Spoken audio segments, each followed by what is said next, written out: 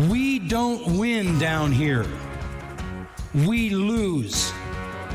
You ready for that? Oh, you were a post-millennialist. You thought we were just going to go waltzing into the kingdom as you took over the world. Welcome to Nobody with a Bible. I'm Chief Nobody Brandon. And here we talk about all the things and use biblical discernment while doing so. So let's dig in, not using your feelings, but God's truth. What's wrong with you people? I'm serious.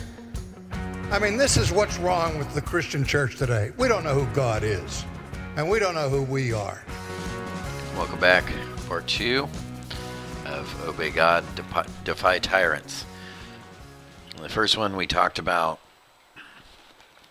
just how far Christians should go, answered a specific question regarding what's going on in the world and just how involved a Christian should get with it, considering what's going on in the world around us. So we dealt with that one in the first one. If you haven't listened to that one, please go back and listen to that one first. But this is going to be part 2. This is another question that we received, and I got Heidi here with me today to, give a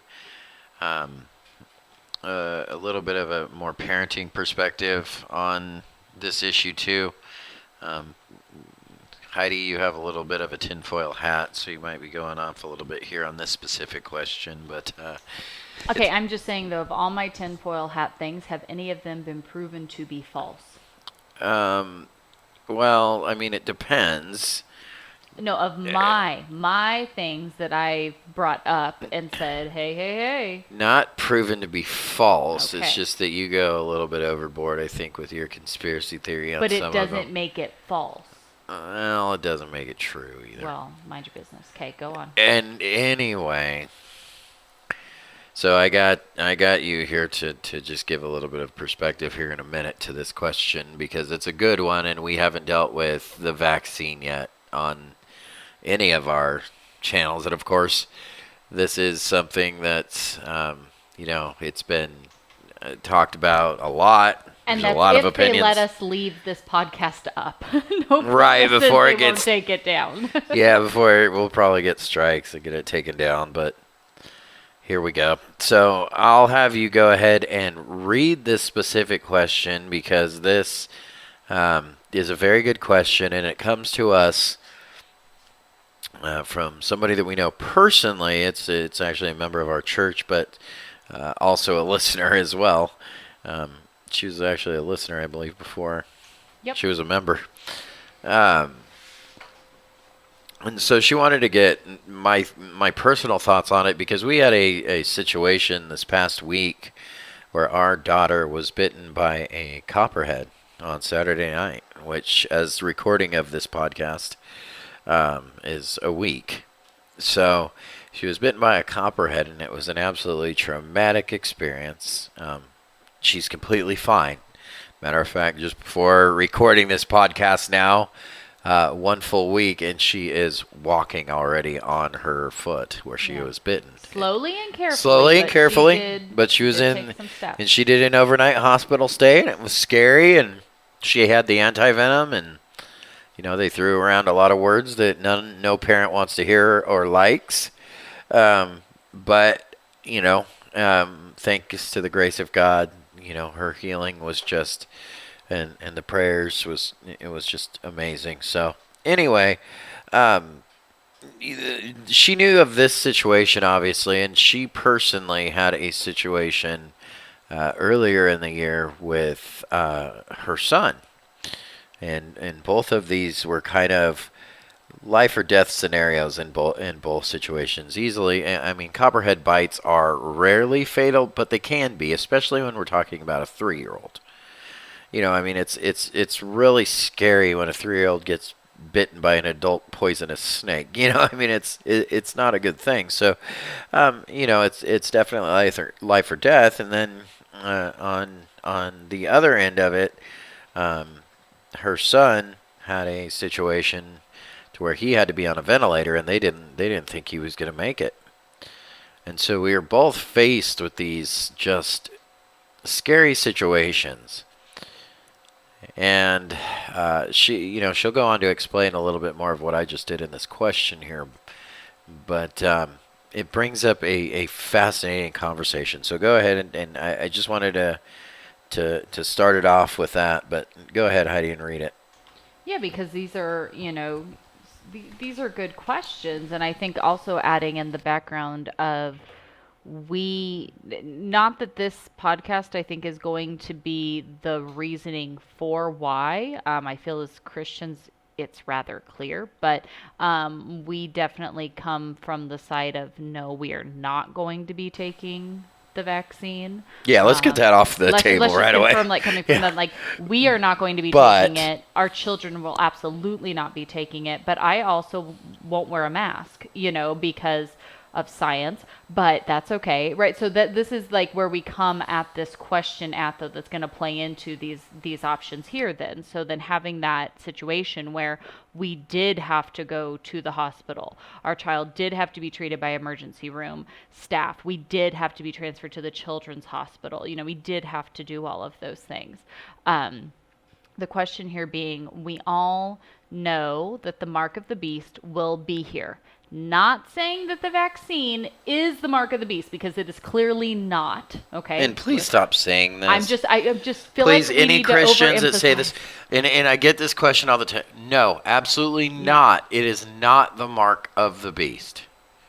Continue on. Is this the groundwork for that system? Yes, which we'll absolutely. go We ahead can and get talk, into that. but that's what please she's saying here. do not. Yeah. We all know that it will Right, be here. and let me be clear. She did not allude to this no. being the mark. She clearly stated that. Yep. I was saying for Christians that I have been asked this question: is it the mark? Please stop saying that, because it is not. No. It does not meet any of the biblical criteria. No, not at all. Okay? But you can see this line of thinking. You can see this groundwork being taken. Sure. And that's what we're going to get into. But she says, I'm not saying the vaccine is part of that, but we refuse to get the vaccine. That's her family. And yes, we're in the same boat. Right, we're in the same boat. Right. Absolutely. Yeah. What would have happened if we, you and I, Brandon, were required to have the vaccine or mark or whatever before you could be with your daughter in the hospital? What if by refusing the vaccine or mark of the beast, right, like if we're thinking down the road, what if by refusing the vaccine, the doctors deemed you unfit parents and threatened to take your kids? And she asked this because when her son was in the ICU, they were treated horribly just over a mask, right? Like now it's not just a mask issue. It went from the mask, which was so ridiculous in the first place, to now this whole vaccine issue. You see how quickly, this is escalating. So she says, we see the nonsense that happened with the mask, now with the vaccine. Next, they may be pushing the mark. And then she says, your baby could have died. Our son could have died. I felt that what we went through was something God wanted us to think about and be prepared for in the future. So if the vaccine was required for us to be in the hospital with our daughter, would we have taken it? If by refusing the vaccine, the doctors deemed us unfit parents and threatened to take our kids, would we change our mind then? That's the question. Okay, so let's break this question down because I think there's two questions in here. I guess we already answered whether or not we're going to take the vaccine or not. So if anybody is concerned about that, let's just go ahead and I'm going to mention something about that. This is a choice for a believer. Okay? If you choose to take the vaccine for whatever reason, okay. One thing that we can't do, though, is put that same burden on other Christians. You can't say that you're doing something more normal or more noble because you're doing and getting the vaccine versus a Christian that decides against it. And that Christian that decides against it is not being hateful to his neighbor by refusing the vaccine. So that attitude needs to just stop, because it's not a fair burden to put on others who decide against it, and it's just not true. So we have to be careful of that. One thing, this is, as I said, this question has been rolling around in my mind for ever since she got it, because as I was walking into the hospital, the children's hospital, on last week, well, I had a long walk because there was no parking. It's funny how nobody's allowed at the hospital because of COVID. Yeah. Yet there's absolutely zero parking at the hospital. That makes sense. None. So, anybody. And what's funny is talking to the hospital staff, because obviously I did not wear a mask the entire time I was there. Yeah. And talking with You're them, that person. but even they were like, no, but there's like no COVID cases. Like even the hospital staff is like, yeah, There wasn't hardly anybody okay. wearing masks, which was kind of interesting to see. Actually. Anyways, different topic, I guess. I mean, in a hospital, like it was kind of weird.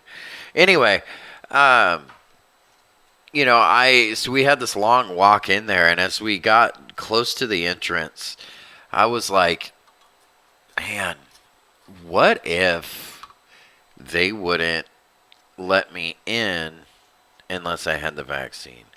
What if, because it was already, at this point it was no visitors, but finally they allowed one visitor between visiting hours, so that's when I was able to get in. But I was like, man, imagine if the only way I was able to get in was to get the vaccine, and we would have had to leave her in there during this.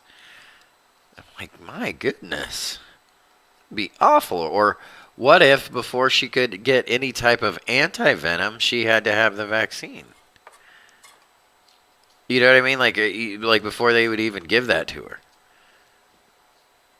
I'm like, that would be horrible, but man. I mean, obviously that's certainly not where we're at yet. But it did bring up that thought, and the person that asked this question hit on something very interesting.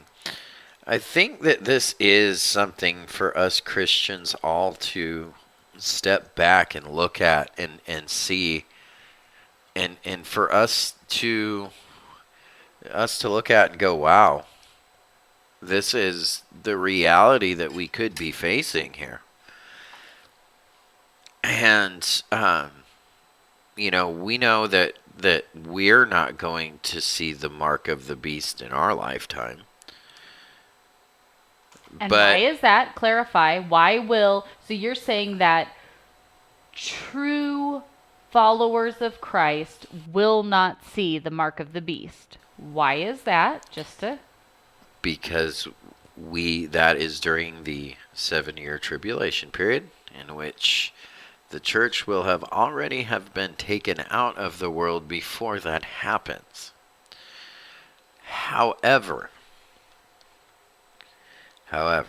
even though we're not seeing the mark, we definitely are seeing the framework, the groundwork for the mark, and how that system will work, and how that system will control society in every aspect of it. Okay, we see exactly how that happens, and this is where a lot of post-millennial critics would say something against this right here, but my response to this is, no, I don't know how far persecution is going to go. I believe that that the church could easily look like the first century church again. I believe that could be a very good possibility. In most places of the world, it does. Right. It's not that far off. Right. But I honestly don't know that it would be too far off in our Western world either. If the world keeps getting as liberal as it is, and keep as hostile to Christianity as it is, and they realize, they think that we're hateful. and that we want to harm them, and in all of these things, which is completely the opposite of what truth is. But um, I mean, that's just that's what we see. So I think it could easily get back to that. And my answer to this, to how to combat that, was, thinking about it and going, well, Revelation says in chapter 13, okay, and chapter 13 is where we get the mark of the beast in verse 16, and it causes also it causes all, both small and great, both rich and poor, both free and slave, to be marked on the right hand or on the forehead. In verse 17, it goes on to say, so that no one can buy or sell unless he has the mark, that is, the name of the beast, or the number of its name. It says that no one will be able to buy or sell, and it causes all to become identified with this system. The thing is we and people have always worked around this system. It says you won't be able to buy or sell. It doesn't say that there won't be some sort of black market in the tribulation period to where that will be possible. Yeah, like you can still, even if we had to have the vaccine right now, okay, so I can't go into the grocery store. I'm not saying this is the case, but if it was, I couldn't go into the grocery store then and purchase my groceries, but I could grow a garden. Right. Kind of what we were just, or buy meat from a local farmer. You know what I mean? Yeah. Which is healthier to do than buy from the grocery store anyways, but just saying. Sure. So we work outside of the system and around the system. So just as we are here, I think that shows us as believers, while we are here and while we know we won't go through the tribulation, how to do this. I mean, we work around it. We, comply where we have to. You can make me wear a mask. I'm not going to be happy about it, but you mask me up. It's different, which I still don't agree with, but it's different than forcing somebody to inject something into their body that they don't want to. Which can have life-altering consequences. It's completely different. Versus putting on, like us here.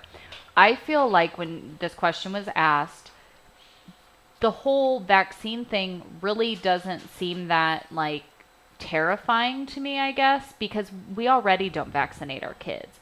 We already do things very differently than the quote-unquote norm. So no, our kids can't go to a public school. Oh, shucks, what a shame. Why would I be turning them over to Satan's education system anyways, right? I'm not going to do that. So we already do things differently. We have a natural doctor we can take our children to if there's ever something that I can't fix for them through proper nutrition and natural healing methods anyways, right? We live differently because we try to do things as naturally using what God gave us to heal from, right? We do that anyways and do things differently than the quote-unquote norm. Yes, if something is outside of that, like needing anti-venom, right, that you can't just go pick up somewhere, then we have to go to that system and deal with it when we absolutely positively have to. Now, if they told us that our daughter had to have the vaccine in order to even be seen to get the venom, that's hard. What do we do? Because... Right, and that's a question there. The vaccine then could have life-altering consequences versus... But then at the same time, and that's why I had you join this, because you being in the emergency room where you were, and I mean, this all happened so quick. Literally, I was killing the snake while she was driving to the emergency. It happened. Yeah. It all happened in one moment. And so you were in the emergency room and you saw the pain Mm-hmm. that our little girl was in. Yep. And at that moment, you're willing to do anything that you have to do. But I mean, you're also, and I feel like this is, I mean, this again, we've separated this from being the mark of the beast. We know that this is, caving and getting the vaccine is not the same as caving and taking the mark of the beast. That's Well, because not. that's what I was going to say. Like, That's- here's my it is difference not. of, so if It's I not. refuse the vaccine, or I, like, if I end up, I'm not scared of death. I think that's the thing, though, that a lot of this boils down to. Well, what if somebody died and went to be in the presence of the Lord? What's bad about that? Right. But So I look at that so much differently. Whereas looking at, like, if I look, knowing the pain that my child was in, if I had to cave and say, fine, give it to me, so I end up with heart issues and I'm dead within 6 months because I took the stupid vaccine, whatever, I know where I'm going. Like, if Right, that's what I I'm have not to do, like, I'm concerned. not concerned about me in that way. I'm not scared of death. Like, I'm not walking around trying to die, but it doesn't worry me. I'm not worried about it because I No, and trust it's- God. But if it was, hey, your child can't get treated unless you take this mark, okay, cool, then it is what it is. We're going to go back home. I mean, I have no second, I don't want my child to be hurting, but I know that God loves my child more than I even could, and I trust Right. him. And as I said before, though, and that's why. Not that we would ever be in that situation. No, but even because in the we're believers, tribulation but- period, if it did come to the mark, that's why I'm saying, Christian, it doesn't ever say that, like, there won't be anything, and there will always be some sort of black market thing. The tribulation period, it will be near impossible. However, it's not going to be impossible. It's going to be the most intense time in Earth's history by far. But it's not going to be a situation to where, I don't think that you're not going to be able to work around it. Maybe so, but I think a lot of this we get from the Left Behind series, the idea that, in militaries, they're just going to be walking up and down the street, which it might be. But I really just, some of that I think is people getting just used to and living off of a system. And really, I think that's what this, and I don't want anybody to think I sound like I'm contradicting myself here, because I know it may sound like it's going back and forth here, because at the same time, I see all of COVID and this vaccine and the masks and all of that. This is absolutely just conditioning the masses to be comfortable with whatever comes down the pike. So now, if we do the mark, it's so much easier. It's so much easier than, having cash. It's so much easier to just, Well, and tap a look card how- or use an app. And look how quickly the churches are taking onto this. Right. Yep, everybody have a mask. Yep, everybody take the vaccine. Yep, you can hold that here. Like, it's amazing to see. Again, not that it's it, but you're seeing the groundwork being laid. Well, and the so- problem is gone. The problem is it's run through my head, and this is when it clicked that I was like, man, sometimes I think it'd just be easier just to take it, just get it over with, just get it over with. Like, I'm so sick of hearing about it. Let's just get it over with. But then I was going, and that's the problem. Exactly. Because Because that's you the say that, and exact it was like- attitude. It was like the day before you said that, then the kids and I came home from our friend at the dentist who has literally never had a heart condition in her entire life. Right. Has been more healthy in this past year than her whole life. Like, doing great. Just had her physical last year. Everything was fantastic.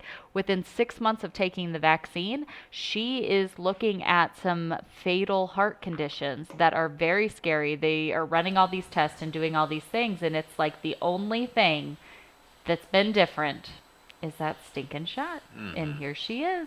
And she's one in a million that are having the same condition. You know what I mean? And I think that kind of leads too into the next question of, she asked here, what if by refusing the vaccine, the doctors deem you unfit parents and threaten to take your kids? I'm going to add real quick that this is something that has kind of been in our forefront for years now because we do not vaccinate. And so I have to have conversations with, I can count on one hand the amount of time all of our children have been to the doctors anyways. But when we are there, and you have to go through the conversations of like, do you want me to pull out your own science to show you how like this schedule is crazy and I don't want to support the abortion clinics? And you can go around with all of these things. But we go through that and we know, even homeschooling. That, up until COVID, even homeschool parents know that CPS randomly shows up and things like that. So we've had to live differently and take precautions. That's why we live out in the middle of nowhere. We don't live in our cushy little suburban town like we used to. We live in the middle of nowhere. Our children know that if any government official from police down to CPS, any of it shows up at our door, you do not open that door. You do not talk to them. You come and get mommy and daddy, and you completely stay away. We absolutely respect them. Sure. And we absolutely teach them with all due respect. Sure. But we also do not let them. But with all due respect, you cannot come and start asking my children questions, and you cannot invite yourself into my home with all due respect. So, those are all things that our children were taught from a very young age, that they know, hey, no, we don't talk. No, I teach them to absolutely not do that, but at the same time, understand that they need to be submissive acting, and they need to be submissive to them, and to every deserved request. Whatever, but you don't, and you live completely apart from that type of system. That's just the way that we do it. And so that's kind of the thing with this. And if they deemed us to be an unfit parent, that's an interesting question. And I think it's a hard question too, because we still have rights. Right. As Americans in this point of time. So at this go ahead point and call me an unfit parent. Go ahead. I dare you, because I have the legal ability to go in. You might make my life a living nightmare for a little bit, but I have every legal ability to go in and fight this, because even if CPS shows up, I can absolutely say, no, sorry, you're get out of here. I have my rights as well, and you can't intimidate me into something that isn't okay. Because that's what a lot of it is. A lot of it's intimidation by, these authorities. And that's abuse of their power. So no, I don't have to play into your game of being abusive of your power. Can all of that... And that's the problem, is people need to understand that being subject to does not mean blind obedience. Yeah, I still have rights afforded to me that I am allowed to exercise. Absolutely, you do. And that's not me being disobedient. You're the one coming up here abusing your power and intimidating me into a vaccine, intimidating me into these child checks, right? Even Jesus, those types of things. Even Jesus was like, "Why are you beating me if I'm telling you the truth?" Yeah. He says, I don't have to do this. So right now we have that. Could there come a day where that goes away? Absolutely we could. But at the same time, I know you and I have talked about it, but I've said time and time again, y'all are severely underestimating my will and ability to go further out into the mountains, further away from society, further out, self-sufficient on our own. If you think that we are going to cave to this stuff before going out of here, deuces. What are we told in scripture anyways? We're told to work quietly with our own hands, living in a way that we're not dependent on anyone else. And I know you and I have worked really hard on this for years now, but seeing the way the world is going, if the Lord continues to tarry and we do stay here for any extended amount of time, I don't see how, as all followers of Christ, we shouldn't all be realizing that these are those warning signs going off, going, you need to get away from the systems. Mm-hmm. Because every system is a world system. I'm talking schools, governments, medicine, all of them, food, right? Anything, right? Just everything all together. They're systems of the world, correct? Like, that's what they are. They're like the systems of like the countries and the rulers and whatever. So if Satan is ruling this world right now, then don't those all essentially become just systems of Satan? Like this is his thing right now. So why are we not all seeing this as God giving us those warning signs of like, guys, you need to get out. You need to stop being wrapped up in this. You need to leave it be. Because yeah, there could be a day, it's before the rapture, before the mark of the beast, before all of this comes to pass, where yeah, you can't go in the grocery store unless you have your vaccine passport.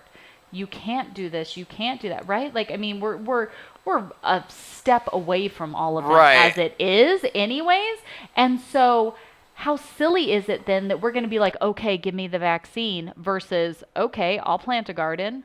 I'll learn to eat God's food versus prepackaged garbage, right? I'll learn to take care of myself in the ways that that God has absolutely designed me to be able to do. I'd much rather focus on getting back to that than living in fear of concern over this. Like, yeah, it's hard in an emergency situation, but that's where it's interesting, and this is the other side. This is why this is part 2 of what we just talked about in the first one, with being subject to authorities and obedience and all that stuff. With obedience and being subject to, again, this doesn't require blind obedience. So what this means is, what the reality of what this is we live in our own little world here, is what we do. We don't play by, we don't make a scene and we obey the world's laws, so we don't make trouble. But we live by our own code, our own creed. And we live in when I say our own, it's the Lord's, it's not ours. It's just that he has called us out of this world. So we follow him, not the world. We don't make a scene, we don't make a big deal about this, but we live in freedom. Not a freedom to cover up a sin, but it's not sinning when you decide that you don't want to inject something into your body, but yet the government or the leaders are making you. You don't have to do that, and you don't have to put up with that. Regardless, if you don't want to, that's not something that you're required to do. Submission to authorities, that's not applicable there. And anybody that would try to apply it to that is dead wrong. Heck, if I ever even in the future applied it to anything even remotely close to that, that's wrong. But no, we can't. And we obey and do good and do all of these things, right, where we can. So there's going to be times that we can't, and the times that we can't, we get around it. There's plenty of ways to get around it. We don't have to be enthralled in this, or involved in this world system that's around us. We don't have to, like you said. I mean, we can make our own food. We can make our own electricity, medicine, so many different things that we can do. We can go in so many different directions. We don't have to follow the course of the world. There's going to be, and that was, though, part of the question, though, if we're talking about ventilators and anti-venom. In that case, that has to be a case-by-case decision, but you do what you have to do. Well, because I was going to say that. Is really what the answer is. Like, in the emergency situation. You do what you have to do to save your child's life. Exactly. I am going to do everything in my absolute Because power. we know this is not the mark. I know it's not the mark of the beast. If this was the mark of the beast, then I know if that means my child dying and going and being with the Lord, then my child gets to go be with the Lord. Right? So that's different. This situation with the vaccine, if I have no other way I can go about this, I am absolutely backed into a corner, and I have to take this potentially deadly, stupid vaccine, then fine. I'll do it. If my heart gives out in 6 months, I know where I'm going. I know that God's got it, right? I'm not living in fear. But am I going to absolutely take every other route possible, go completely backwoods, back doors, under the table, like whatever, to live outside of this system that's only going to get worse? Absolutely, I am. And that's why you have the chiropractor you have. He's an amazing man of God. We have a natural holistic doctor that works right alongside of him that we can go use for anything. Like, you know what I mean? Like, we have so many ways that we can go about doing what we need to do to get by in this time that is outside of the system, outside of all of this nonsense. But I really feel like Jesus' Jesus' words in Matthew 12, the application with mentioning the Pharisees talking about, hey, one of your disciples, plucked heads of grain. They're working on the Sabbath, and Jesus mentions, David doing what he had to do because he was hungry. And then he also mentions, in verse 11, he says, which one of you who has a sheep, it falls into a pit on the Sabbath, will not take hold of it and lift it out? Or how much more value is a man than a sheep? So it is lawful to do good on the Sabbath. That was, we're going to have to do what we have to do. And who doesn't do that? Who wouldn't? You're telling me that I have to take a vaccine before I give my daughter anti-venom, and she's screaming in pain in the emergency room. Give me the vaccine. I'm doing what I have to do. If you're telling me my son is not going to be able to be put on a ventilator, and mind you, this son of hers is alive and well today. So if it wouldn't have been for the fact that he would have been put on a ventilator, he wouldn't be alive and well today. So you're telling me if you put a ventilator, unless you get the vaccine, shoot me up twice. Do it. Are we at that place? No. But if we're faced in something like that in this age that we're living in, we know that we're not going to see the mark. But we do. The important lesson is we see. And even a decision like that should make us go, wow, look how close we are. Look at the decision that the world is going to make easily. And look at how easy it's going to be to deceive people during this time. We're supposed to look at this time and be aware of it. We're supposed to realize where we are in the course of human history and how close we are to the return of Christ with all of this. Because if we're getting to the point where we're withholding medical service and firing people, and this is becoming, not just a American problem. This is something that we're starting to see all around the world. It's becoming this, and it's the groundwork exactly for what we read there with just the mark, and this mark being global, and that framework is being set. So we make these decisions with the knowledge that that's what is coming. But we remember that we serve one king, and that's it. Not many kings, not this. We remain subject. Which, if we do a word study on subject, it does not mean worship. It does not mean completely follow no matter what. Even if that is it doesn't mean any of that. So. Was there any other part of this question that I did not answer? Because I don't want to. I don't think so. I mean, that's what we would do, and it definitely isn't the mark. And I know that I already have a target on my back because I don't vaccinate my children. And don't do it. If you're wondering, don't do it. I mean, I know that that's a very controversial statement, but. I think it's far more risk to do it than it isn't. I know other people say and feel differently, and that's fine. And I make room for Christians and brothers and sisters in Christ who feel differently. If you feel that it's something that is good, I don't deny modern medicine. But if you feel it's something that is good, okay, But certainly just don't force that upon others. Don't form an opinion about others, and just live, for your own choices and keep those to yourself. I mean, we all do those. I have many that I do. I think there's many little small things that I do that others would not necessarily do themselves, and I'm sure that each and every one of us do. So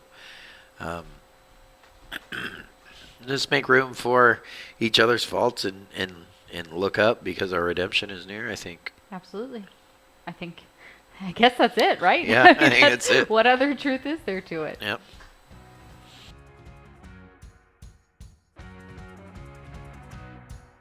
On the day of judgment, do not fear for the atheist so much, the thief, the murderer. If you want to be afraid for someone on the day of judgment, be afraid for those who carried the title pastor. Let me give you an example. I gave this example last night. Let's say that a king had a bride. He loved her. He dressed her in white. She was pure and precious to him, and the people admired her for her virtue, for her merit. And the king has to go on a long journey, and so he tells his steward, he calls his steward in and he says, here are the directions, and you are to care for my bride. You do not deviate from this, not one jot or tittle, and when I come back you'll be rewarded, or I'll come back and you will be severely punished. Keep this book, these instructions with regard to her. Well, after a few years, this steward realizes that the people are losing their loyalty in the king, and they're no longer concerned about the bride because, well, she's just prudish. She's old-fashioned. So he takes her and takes off her beautiful white garment and replaces it with something really sensual, paints her face like a prostitute, and then marches her up and down the kingdom and uses this new look to attract carnal men back into the kingdom. When that king comes back, there are no words to describe what he will do to that steward. And when Jesus Christ comes back, there are no words to describe what he will do to many of these men who call themselves pastors, who have done to his bride exactly what the steward did in that parable.